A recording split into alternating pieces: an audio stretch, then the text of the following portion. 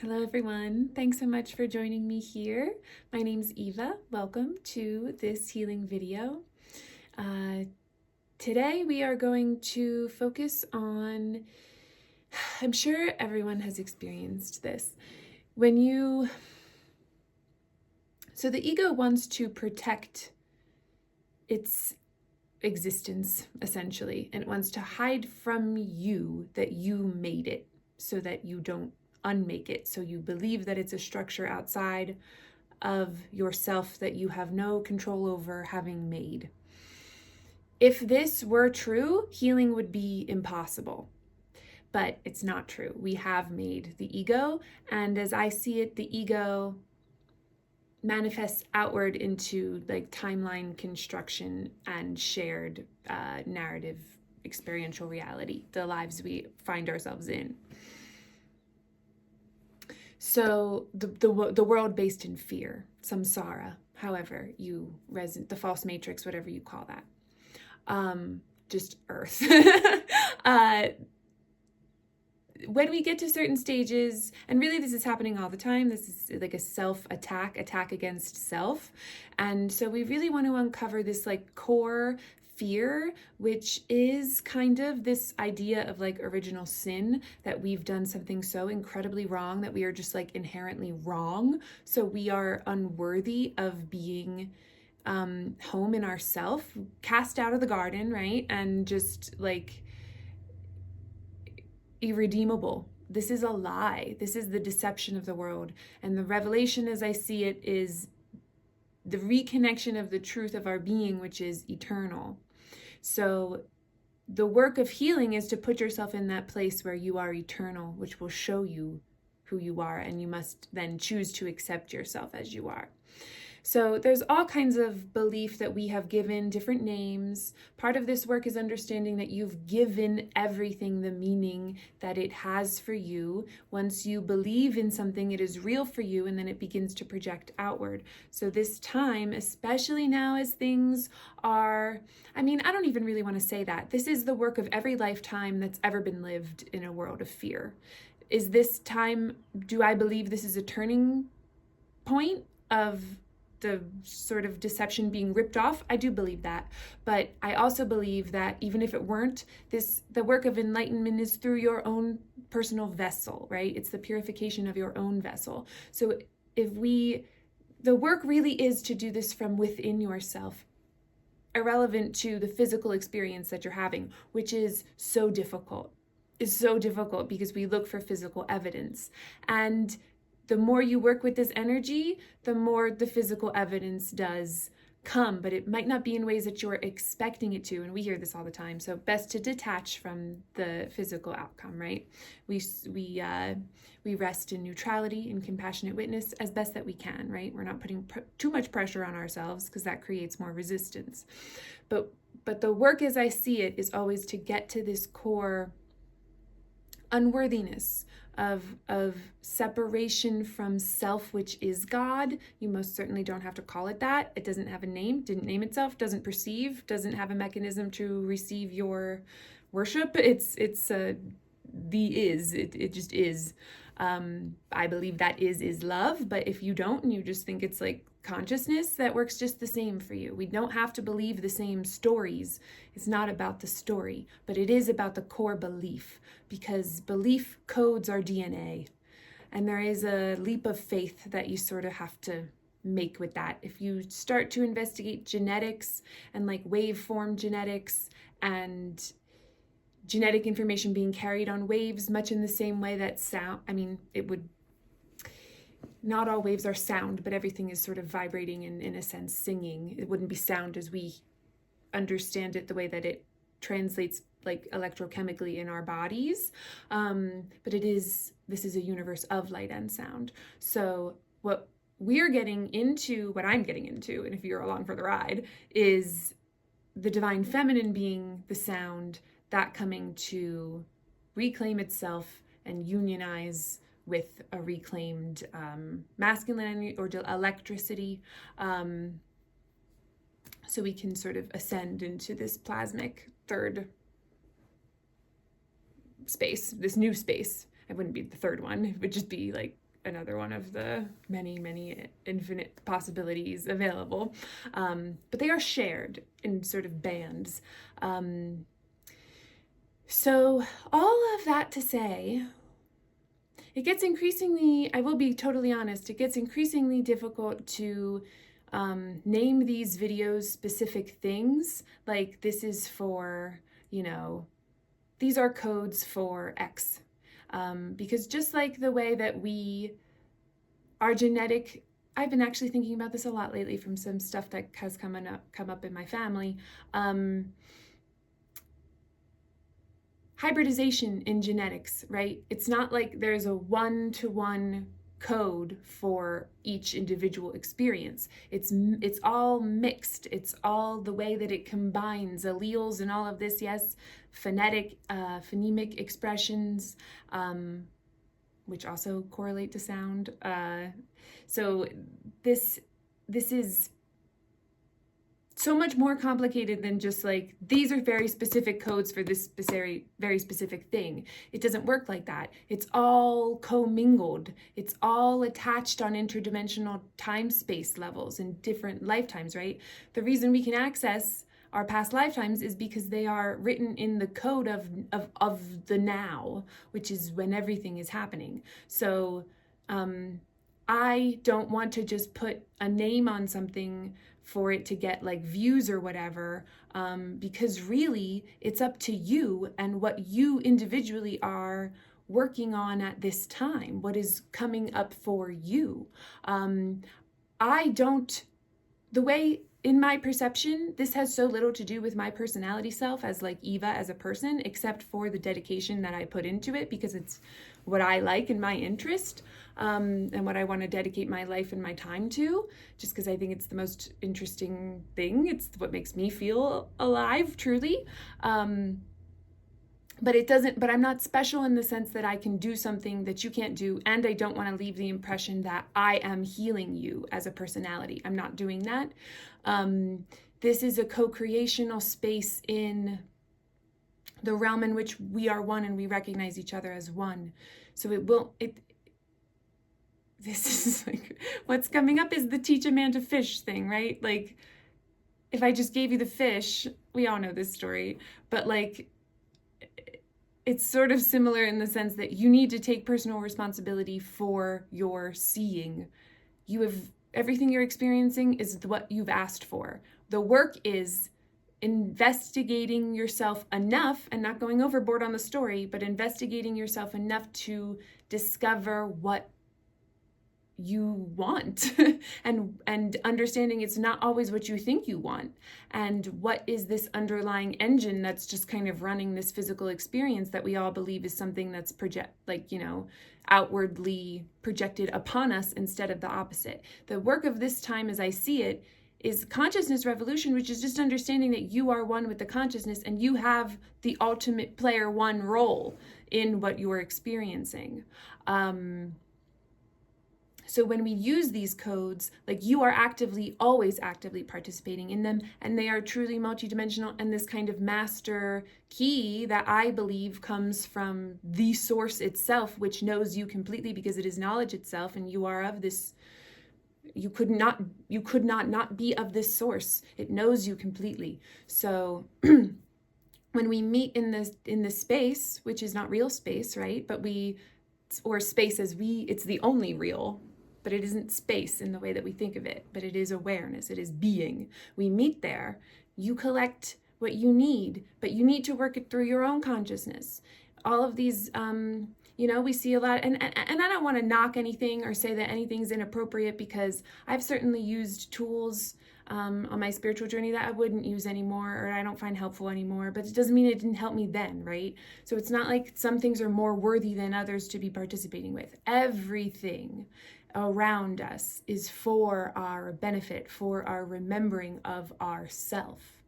So it's not like I personally don't really follow astrology. I don't know it. I always think that I want to, and then I go to try to learn, and it just doesn't feel like it's for me, But I don't think that it's useless. I don't think it's dangerous to use it. I think it's another, we're all running on those archetypes because it's the narrative story of the way we organize our lives. It's just the different kinds of names that we've given it. Anything that you project to have meaning outside of yourself, you're giving the power of it to control your reality. But you're still doing that in the sense that you're giving of yourself to run its program. It needs your life.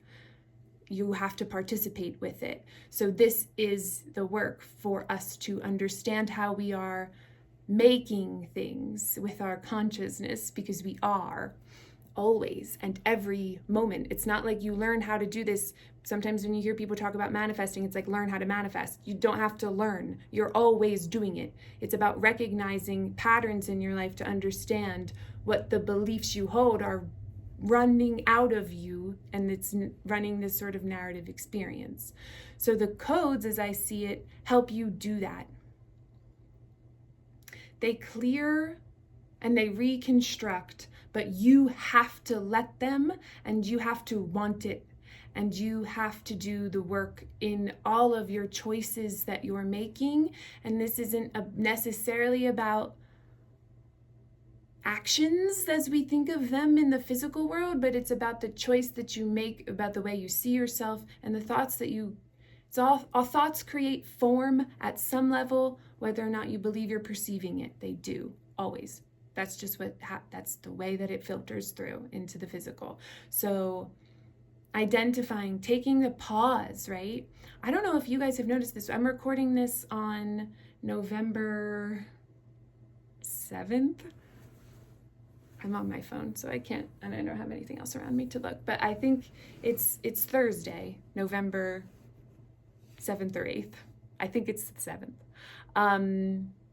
And I have been noticing, and my best friend Brenna, who is into this work too, we were noticing just this pause, like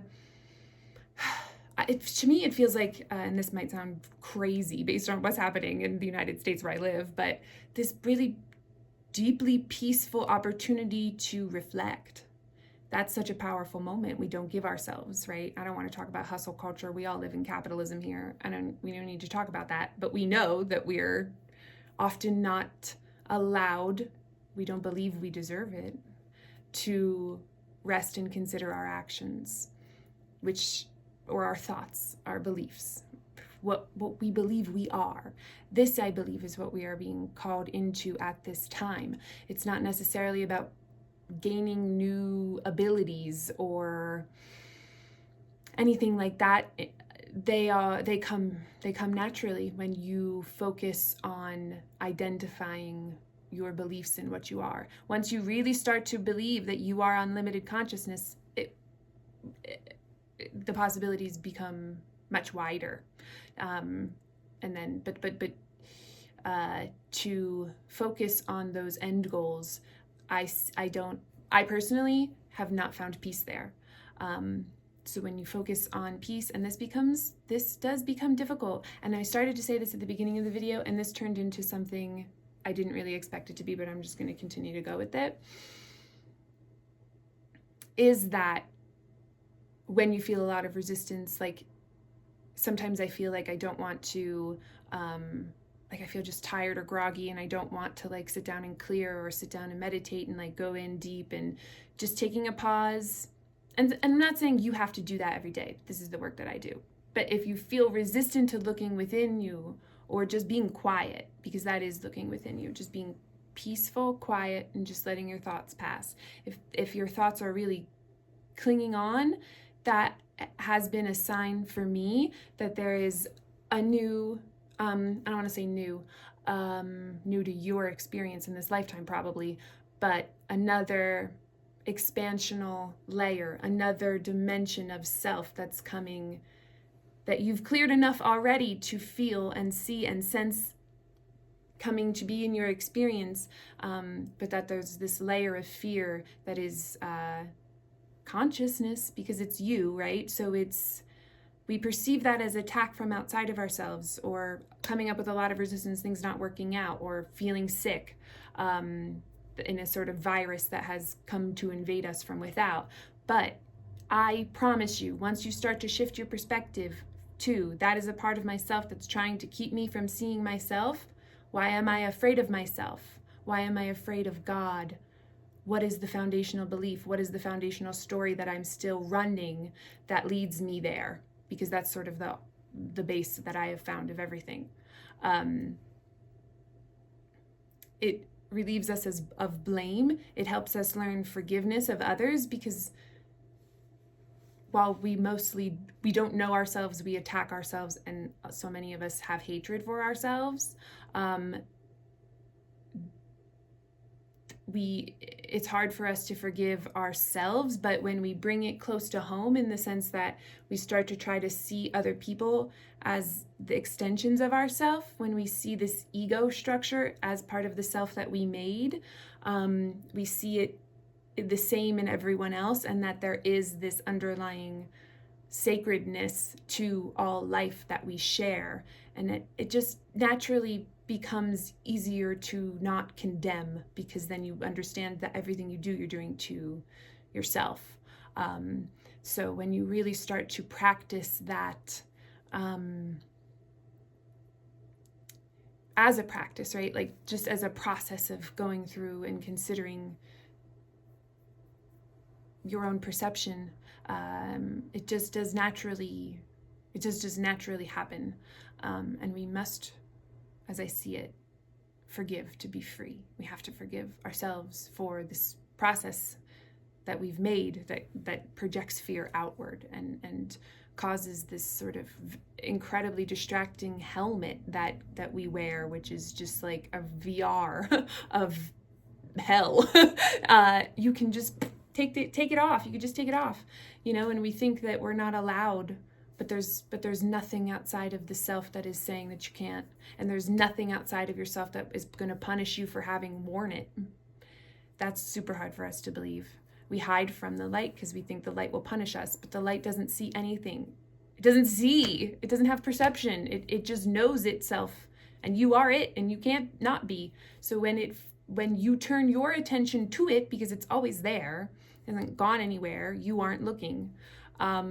And that's within your power. That's in the power of your free will choice to not look and to try to be something that you're not. But trying to be something that you're not, and we know this from like trying to fit in with people where maybe we're not being our most authentic expression, we don't feel good. We feel like something's wrong, because it is, right? And that's what pain is. That's what fear is. It's a sense that there's something not right with the world, because there isn't, because we are not perceiving ourselves as one. So we must do that. And I spend a lot of time by myself and doing this work. It takes a lot of my time to look inward and spend in this sort of, traveling, not really, because there's nowhere to go. And it becomes so much more obvious that there is no space, there is no where when you continue to do this work. But in the sense of traveling into different states of consciousness and being and structures and things like that, it's just been the nature of my work to be in a bit of a hermit phase, not for any other reason, but that it requires that amount of attention and stripping away of what I perceived to be coming from the outside, yes, to learn my authentic expression. This is the journey that I'm on. Everyone is on a unique journey.